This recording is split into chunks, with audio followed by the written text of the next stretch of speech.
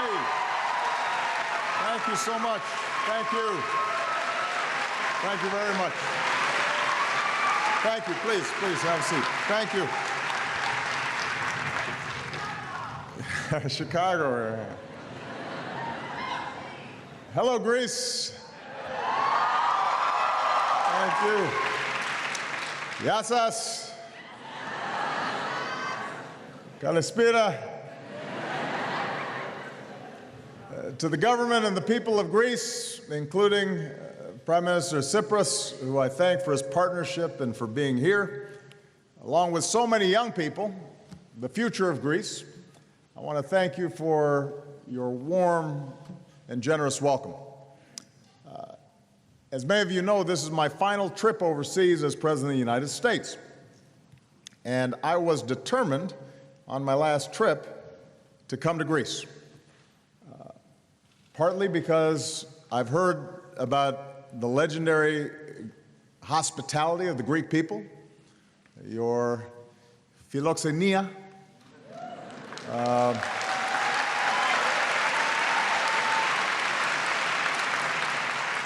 partly because I had to see the Acropolis and the Parthenon, but also because I came here with gratitude for all that Greece, this small, great world, has given to humanity through the ages. Our hearts have been moved by the tragedies of Aeschylus and Euripides. Our minds have been opened by the histories of Herodotus and Thucydides. Our understanding of the world and our place in it has been expanded by Socrates and Aristotle. In the United States, we're especially grateful for the friendship of so many proud Greek Americans. In my hometown of Chicago,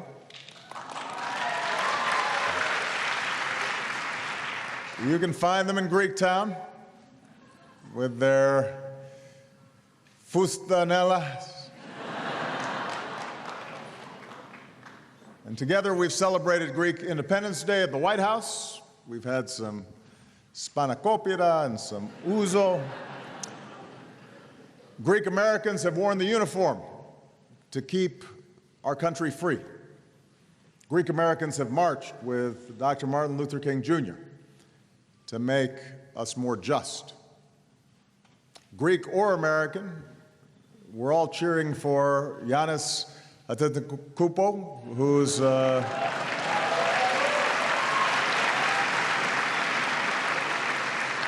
who seems to be getting better each year. And if anyone seeks an example of our shared spirit, our resilience, they need to look no further than New York City, near Ground Zero, where the Greek Orthodox Church of St. Nicholas, once in ruins, is now rising again. Most of all, we're indebted to Greece for the most precious of gifts: the truth, the understanding that as individuals of free will, we have the right and the capacity to govern ourselves. For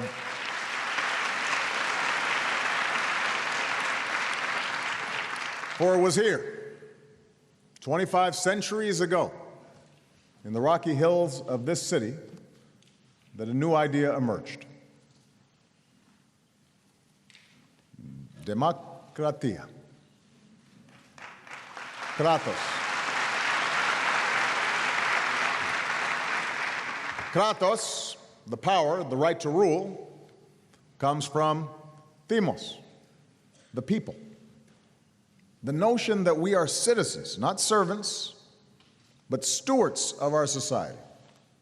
The concept of citizenship, that we have both rights and responsibilities. The belief in equality before the law, not just for a few, but for the many, not just for the majority, but also the minority. These are all concepts that grew out of this rocky soil. Of course, the earliest forms of democracy here in Athens were far from perfect, just as the early forms of democracy in the United States were far from perfect. The rights of ancient Athens were not extended to women or to slaves.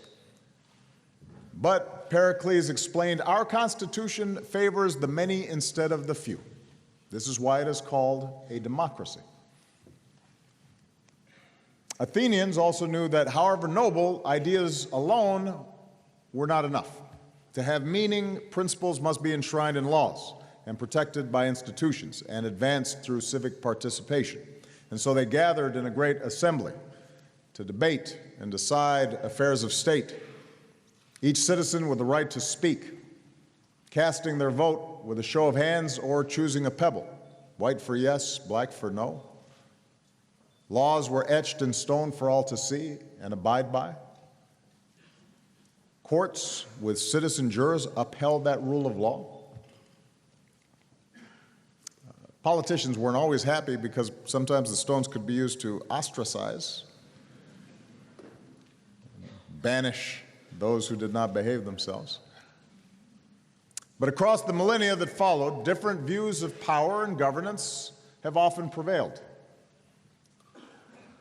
Throughout human history, there have been those who argue that people cannot handle democracy, that they cannot handle self-determination. They need to be told what to do. A ruler has to maintain order through violence or coercion or an iron fist. There's been a different concept of government that says might makes right, or that unchecked power can be passed through bloodlines. There's been the belief that some are superior by virtue of race or faith or ethnicity. And those beliefs so often have been used to justify conquest and exploitation and war. But through all this history, the flame first lit here in Athens never died. It was ultimately nurtured by a great enlightenment.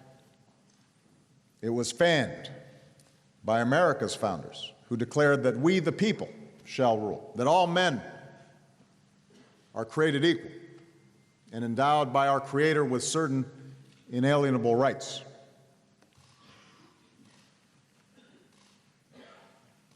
Now, at times, even today, those ideals are challenged. We've been told that these are Western ideals. We've been told that some cultures are not equipped for democratic governance and actually prefer authoritarian rule. And I will say that after 8 years of being President of the United States, having traveled around the globe, it is absolutely true that every country travels its own path. Every country has its own traditions. But what I also believe after 8 years is that the basic longing to live with dignity, the fundamental desire to have control of our lives and our future, and to want to be a part of determining the course of our communities and our nations, these yearnings are universal. They burn in every human heart. It's why a Greek bishop atop a mountain raised the flag of independence. It's why peoples from the Americas to Africa to Asia threw off the yoke of colonialism. It's why people behind an Iron Curtain marched in solidarity and tore down that wall and joined you in a great union of democracies. It's why today we support the right of Ukrainians to choose their own destiny, why we partner with Tunisians and the people of Myanmar as they make historic transitions to democracy.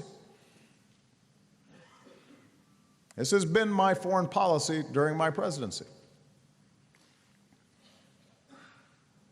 By necessity, we work with all countries, and many of them are not democracies. Some of them are democracies in the sense they have elections, but not democracies in the sense of actually permitting participation and dissent.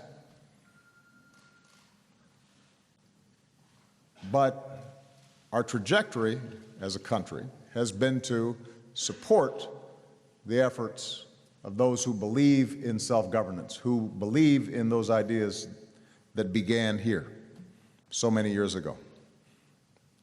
And it is not simply a matter of us being true to our values. It's not just a matter of idealism. I believe it is practical for the United States to support democracies.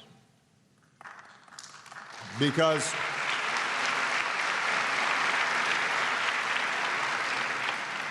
history shows us that countries with democratic governance tend to be more just and more stable and more successful. Open democratic societies can deliver more prosperity because when people are free to think for themselves and share ideas and discover and create, the young people who are here, what they're able to do through the internet and technology, that's when innovation is unleashed, when economies truly flourish. That's when new products and new services and new ideas wash through an economy.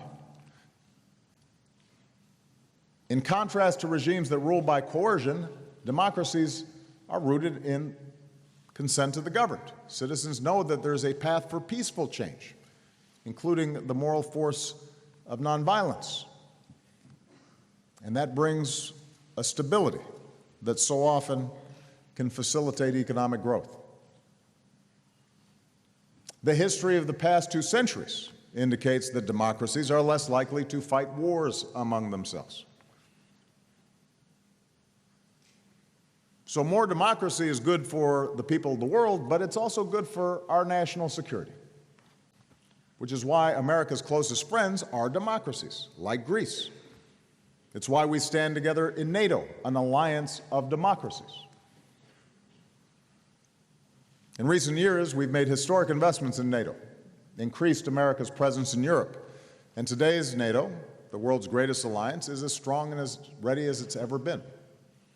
And I am confident that just as America's commitment to the transatlantic alliance has endured for 7 decades, whether it's been under a Democratic or Republican administration, that commitment will continue, including our pledge and our treaty obligation to defend every ally.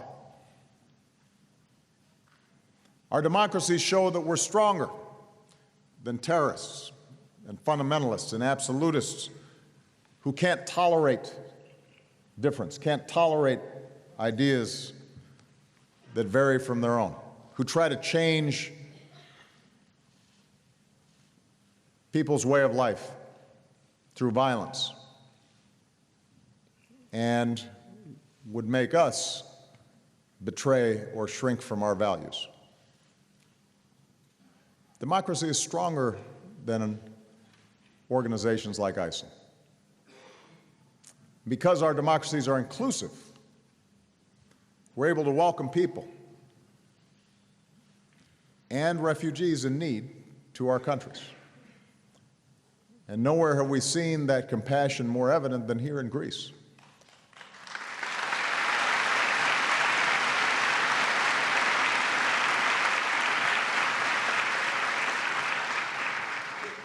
The Greek people's generosity towards refugees arriving on your shores has inspired the world. That doesn't mean that you should be left on your own. And only a truly collective response by Europe and the world can ensure that these desperate people receive the support that they need. Greece cannot be expected to bear the bulk of the burden alone, but the fact that you are a democracy opens your heart to people in need in a way that might not otherwise be the case. Just as democracies are premised on the peaceful resolution of disagreements within our societies, we also believe that cooperation and dialogue is the best way to address challenges between nations. And so it is my belief that democracies are more likely to try to resolve conflicts between nations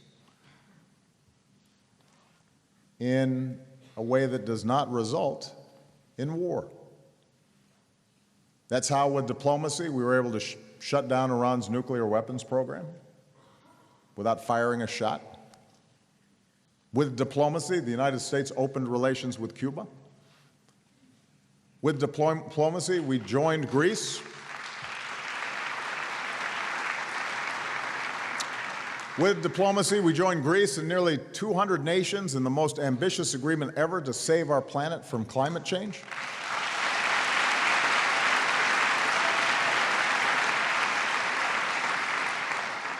And speaking of climate change, I would point out that there is a connection between democracy and science. The premise of science is that we observe and we test our hypotheses, our ideas. We base decisions on facts, not superstition, not what our ideology tells us, but rather what we can observe.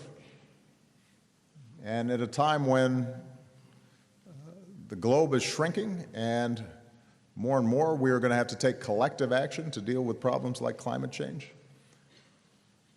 the presence of a democratic debate allows this science to flourish and to shape our collective responses.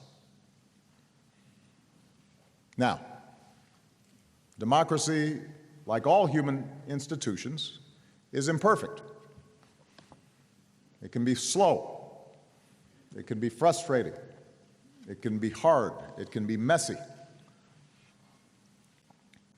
Politicians tend to be unpopular in democracies, regardless of party, because by definition, democracies require that you don't get 100% of what you want. It requires compromise. Winston Churchill famously said that democracy is the worst form of government, except for all the others. And in a multi-ethnic, multiracial, multicultural society like the United States, democracy can be especially complicated. Believe me, I know.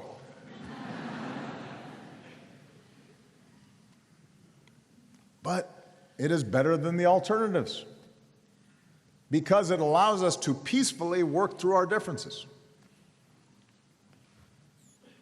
and move closer to our ideals. It allows us to test new ideas, and it allows us to correct for mistakes.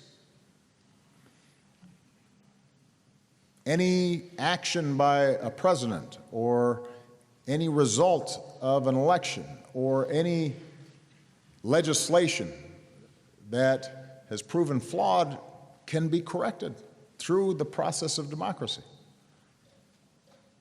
And throughout our history, it's how we have come to see that all people are created equal, even though when we were founded, that was not the case. We could work to expand the rights that were established in our founding to African Americans and to women,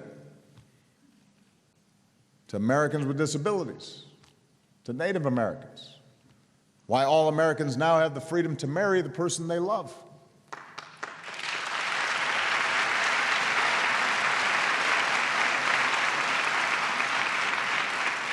It's why we've welcomed people of all races and all religions and all backgrounds and immigrants who strive to give their children a better life and who make our country stronger.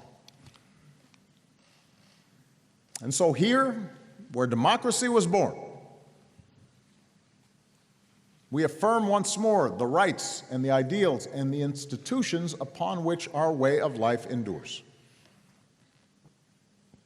Freedom of speech and assembly, because true legitimacy can only come from the people, who must never be silenced.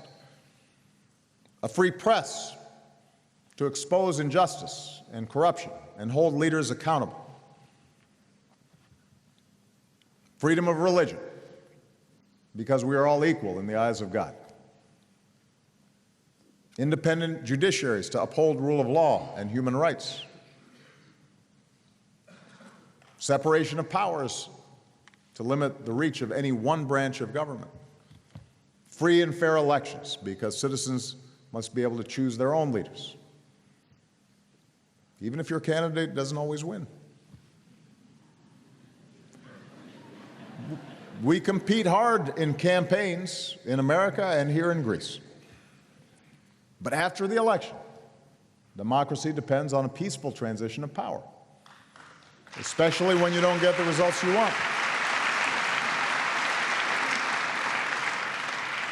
And as you may have noticed, the next American president and I could not be more different.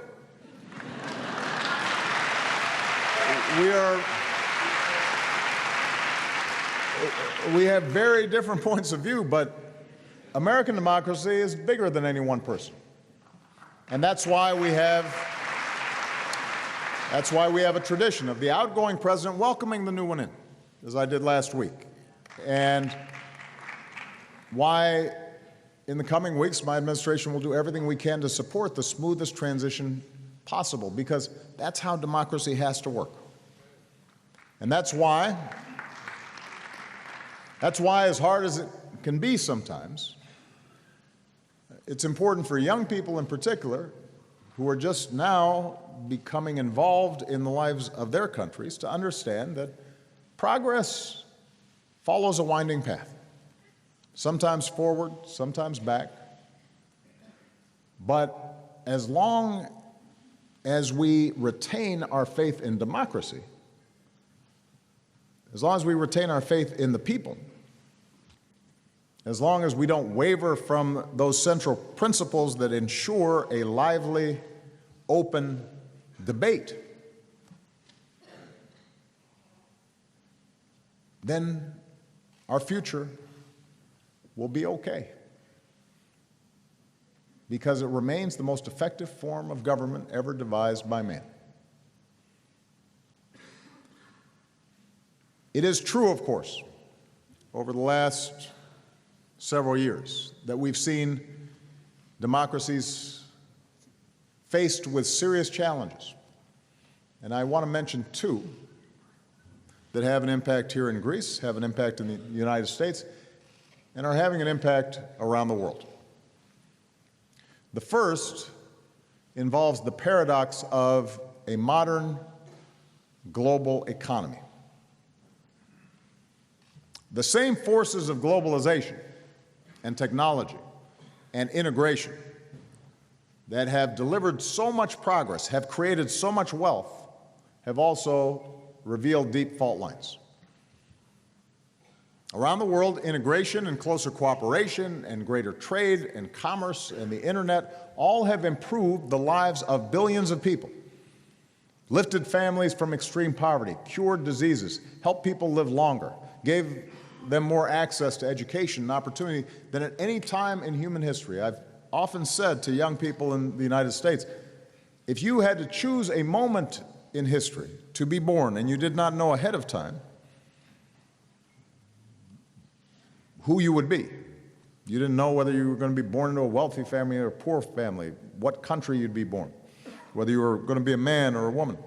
If you had to choose blindly what moment you'd want to be born, you'd choose now. Because the world has never collectively been wealthier, better educated, healthier, less violent than it is today. That's hard to imagine given what we see in the news, but it's true. And a lot of that has to do with the developments of an integrated global economy. But trends underway for decades have meant that in many countries and in many communities, there have been enormous disruptions. Technology and automation means that goods can be produced with fewer workers. It means jobs in manufacturing can move across borders where wages are lower or rights are less protected. And that means that workers and unions oftentimes have less leverage to bargain for better wages. better benefits, have more difficulty competing in the global marketplace. Hardworking families worry their kids may not be better off than they were because of this global competition.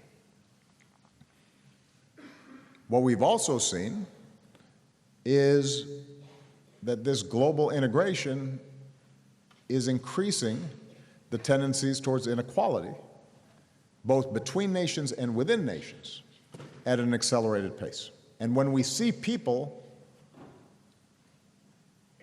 global elites, wealthy corporations, seemingly living by a different set of rules, avoiding taxes,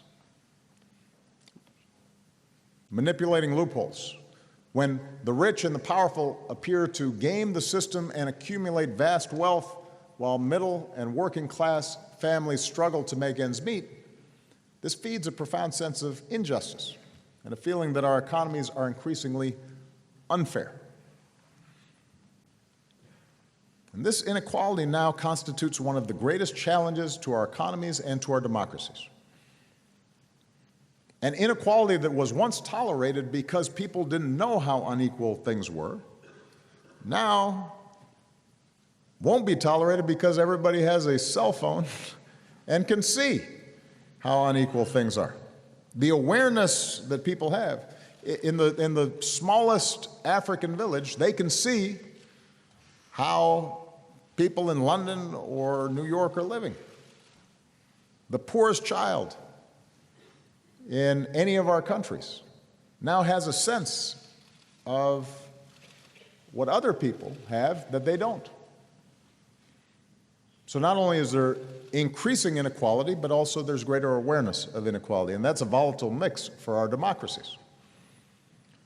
And this is why addressing inequality has been one of the key areas of focus for my economic policy.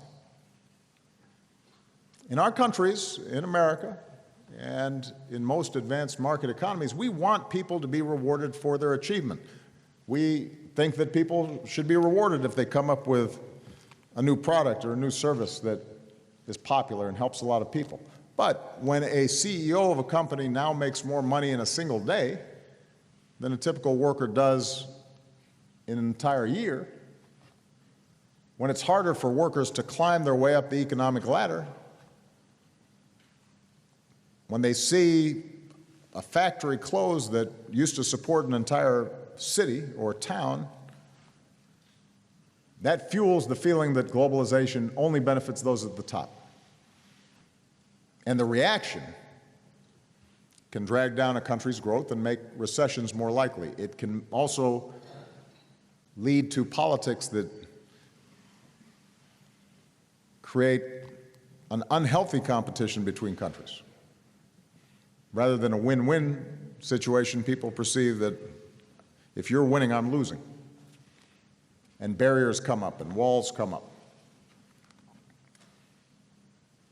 And in advanced economies, there are at times movements from both the left and the right to put a stop to integration and to push back against technology and to try to bring back jobs and industries that have been disappearing for decades. So this impulse to pull back from a globalized world is understandable. If people feel that they're losing control of their future, they will push back.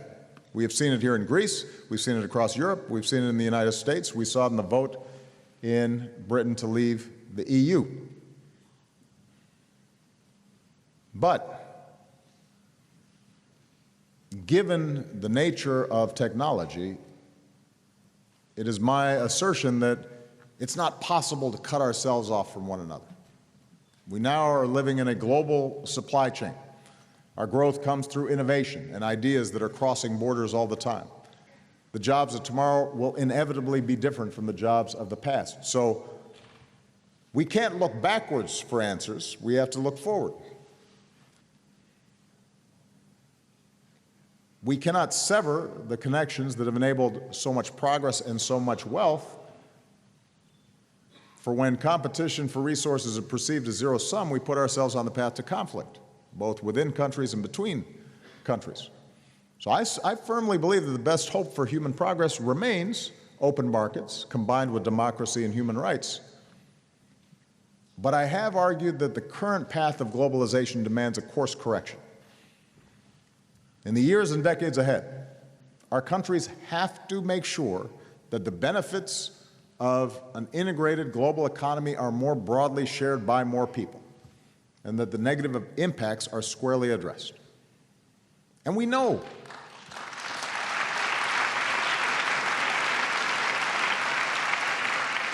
we actually know the path to building more inclusive economies. It's just we too often don't have the political will or desire to get it done. We know we need bold policies that spur growth and support jobs. We know that we need to give workers more leverage and better wages.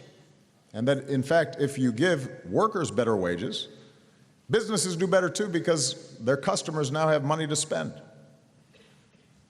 We know that we have to invest more in our people, the education of our young people, the skills and training to compete in the global economy. We have to make sure that it is easy for young people who are eager to learn and eager to work to get the education that they need, the training that they need, without taking on huge amounts of debt. We know that we have to encourage entrepreneurship so that it's easier to start a business and do business. We know that we have to strengthen the social compact so that the safety net that is available for people, including quality health care and retirement benefits, are there even if people aren't working in the same job for 30 years or 40 years or 50 years. We have to modernize our infrastructure, which will put people back to work. We have to commit to the science and research and development that sparks new industries. In our trading relationships, we have to make sure that trade works for us and not against us, and that means insisting on high standards in all countries to support jobs, strong protections for workers, strong protections for the environment, so that even as we freely trade, people and workers in all countries see the benefits of trade in their own lives, not just benefits for the bottom line of large multinational corporations. These are the kinds of policies, this is the work that I've pursued throughout my time as president. Keep in mind, I took office in the midst of the worst crisis since the Great Depression, and we pursued a recovery that has been shared now by the vast majority of Americans. We put people back to work building bridges and roads. We passed tax cuts for the middle class.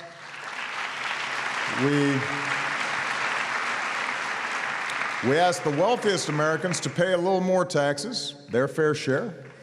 We intervened to save our auto industry, but insisted that the auto industry become more energy efficient, produce better cars that reduce pollution. We put in place policies to help students with loans and protect consumers from fraud. We passed the strongest Wall Street reforms in history so that the excesses and abuses that triggered the global financial crisis never happen again, or at least don't start on Wall Street. And today our businesses have created more than 15 million new jobs. Incomes last year in America rose faster than any time since 1968. Poverty fell at the fastest rate since 1968. Inequality is being narrowed. And we've also begun to close the pay gap between men and women. We declared that health care in America is a privilege, not for the few, but a right for everybody. Today, our uninsured rate is at the lowest levels on record. And we've done all this while doubling our production of clean energy, lowering our carbon pollution faster than any advanced nation. So we've proven that you can grow the economy and reduce the carbon emissions that cause climate change at the same time. Now, I say all this not because we've solved every problem. Our work is far from complete. There's still too many people in America who are worried about their futures. Still too many people who are working at wages that don't get them above the poverty line. Still too many young people who don't see opportunity. But the policies I describe point the direction for where we need to go in building inclusive economies. And that's how democracies can deliver the prosperity and hope that our people need. And when people have opportunity and they feel confidence in the future, they are less likely to turn on each other, and they're less likely to appeal to some of the darker forces that exist in all our societies, those that can tear us apart. Here in Greece, you're undergoing similar transformations. The first step has been to build a foundation that allows you to return to robust economic growth. And we don't need to recount all the causes of the economic crisis here in Greece. If we're honest, we can acknowledge that it was a mix of both internal and external forces.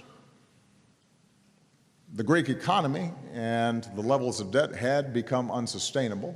And in this global economy, investment and jobs flow to countries where governments are efficient, not bloated, where the rules are clear. To stay competitive, to attract investment that creates jobs, Greece had to start a reform process. Of course, the world, I don't think, fully appreciates the extraordinary pain these reforms have involved, or the tremendous sacrifices that you, the Greek people, have made.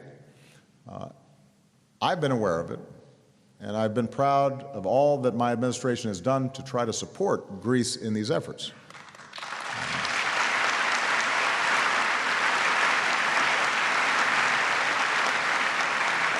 And part of the purpose of my visit is to highlight for the world the important steps that have been taken here in Greece. Today, the budget is back in surplus. Parliament passed reforms to make the economy more competitive. Yes, there is still much more work to do. But I want to commend Prime Minister Stavros for the very difficult reforms his government is pursuing to put the economy on a firmer footing. Now, as Greece works to attract more investment and to prevent old imbalances from reemerging and to put your economy on a stronger foundation, you'll continue to have the full support of the United States. And at the same time, I will continue to urge creditors to take the steps needed to put Greece on a path towards sustained economic recovery. So as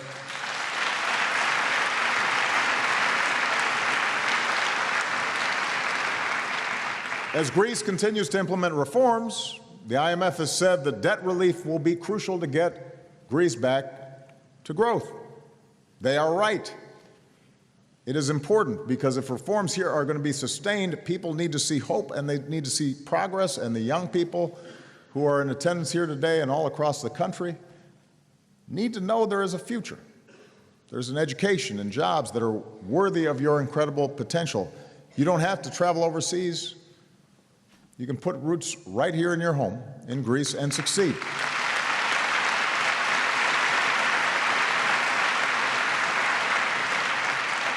And I'm confident that if you stay the course, as hard as it has been, Greece will see brighter days. Because in this magnificent hall and center, the symbol of the Greek culture and resilience, we're reminded that just as your strength and resolve have allowed you to overcome great odds throughout your history, nothing can break the spirit of the Greek people. You will overcome this period of challenge, just as you have other challenges in the past. So economics is something that will be central to preserving our democracies. When our economies don't work, our democracies become distorted and in some cases break down. But this brings me to another pressing challenge that our democracies face. How do we ensure that our diverse, multicultural, multiracial, multireligious world and our diverse nations uphold both the rights of individuals and a fundamental civic adherence to a common creed that binds us together? Democracy is simplest where everybody thinks alike, looks alike, eats the same food, worships the same God. Democracy becomes more difficult when there are people coming from a variety of backgrounds and trying to live together. In our globalized world, with the migration of people and the rapid movement of ideas and cultures and traditions, we see increasingly this blend of forces mixing together in ways that often enrich our societies, but also cause tensions. In the information age, the unprecedented exchange of information can also accentuate differences or seem to threaten cherished ways of life. It used to be that you might not know how people in another part of your country or in the cities versus the countryside were living. Now everybody knows how everybody's living, and everybody can feel threatened sometimes if people don't do things exactly the way they do things, and they start asking themselves questions about their own identity. And it can create a volatile politics. Faced with this new reality, where cultures clash, it's inevitable that some will seek a comfort in nationalism or tribe or ethnicity or sect.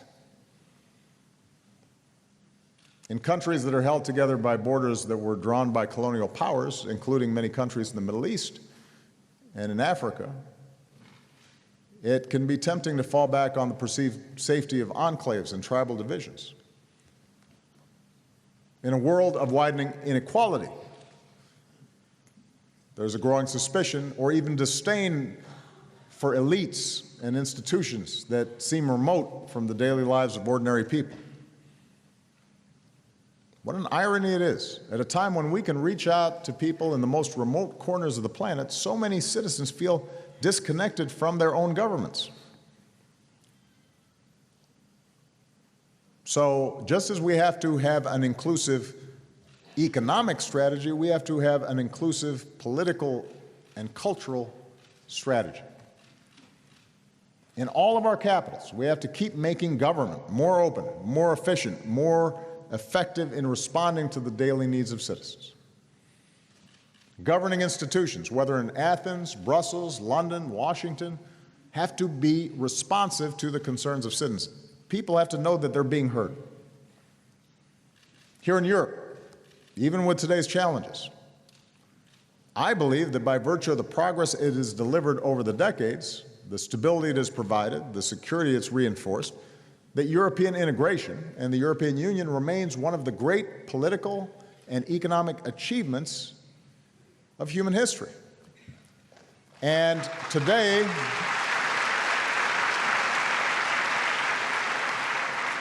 more than ever, the world needs a Europe that is strong and prosperous and democratic. But I think all institutions in Europe have to ask themselves, how can we make sure that people within individual countries feel as if their voices are still being heard, that their identities are being affirmed, that the decisions that are being made that will have a critical impact on their lives are not so remote that they have no ability to impact them. We have to make clear that governments exist to serve the interests of citizens and not the other way around. And so this is why, as President of the United States, I pursued initiatives like the Open Government Partnership that promotes transparency and accountability so that ordinary people know more about the decisions that affect their lives. That's why, both at home and around the world, we have taken steps to fight corruption that can rot a society from within. As authoritarian governments work to close space that citizens depend upon to organize and have their voices heard, we've begun the work of empowering civil society to defend democratic values and promote solutions to the problems within our communities. And as so many people around the world sometimes are tempted by cynicism and not being involved, because they think that politicians and government don't care about them. We've created networks for young leaders and invested in young entrepreneurs because we believe that the hope and renewal of our societies begins with the voices of youth.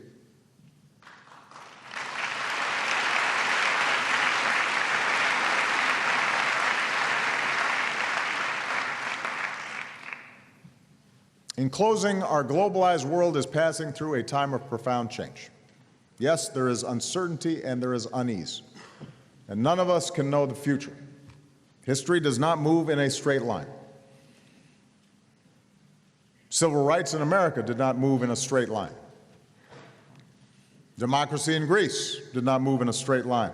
The evolution of a unified Europe certainly has not moved in a straight line. And progress is never guaranteed. Progress has to be earned by every generation. But I believe history gives us hope. 25 centuries after Athens first pointed the way, 250 years after the beginning of the great American journey, my faith and my confidence, my certainty in our democratic ideals and universal values remain undiminished. I believe more strongly than ever that Dr. King was right when he said that the arc of the moral universe is long, but it bends towards justice. But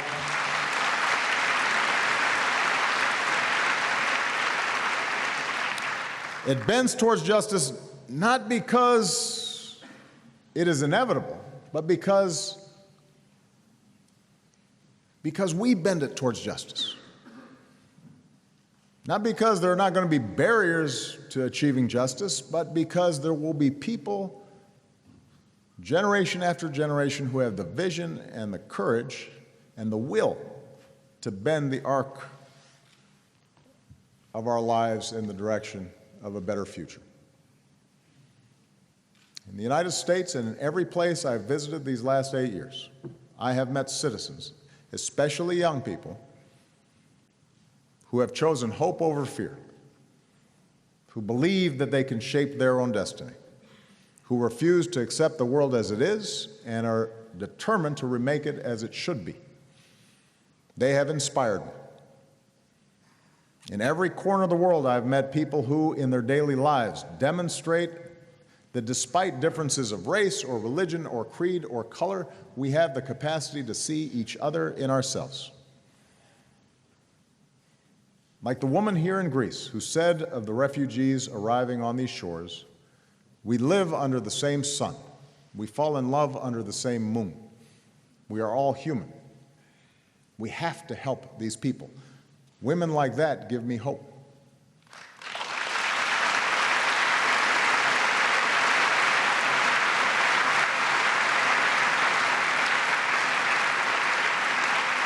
In all of our communities, in all of our countries, I still believe there's more of what Greeks call philotimo, love and respect and kindness for family and community and country, and a sense that we're all in this together with obligations to each other. Philotimo. I see it every day, and that gives me hope.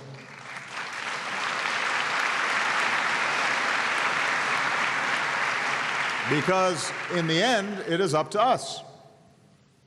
It's not somebody else's job, it's not somebody else's responsibility, but it's the citizens of our countries and the citizens of the world to bend that arc of history towards justice. And that's what democracy allows us to do. That's why the most important office in any country is not president or prime minister. The most important title is citizen.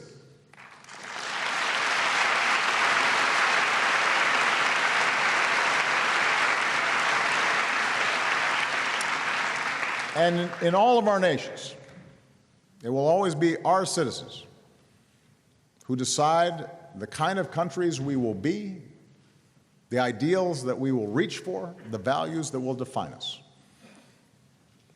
In this great, imperfect, but necessary system of self-government, power and progress will always come from the demos, from we the people. And I'm confident that as long as we are true to that system of self-government, that our futures will be bright. Thank you very much. Zito Vielas.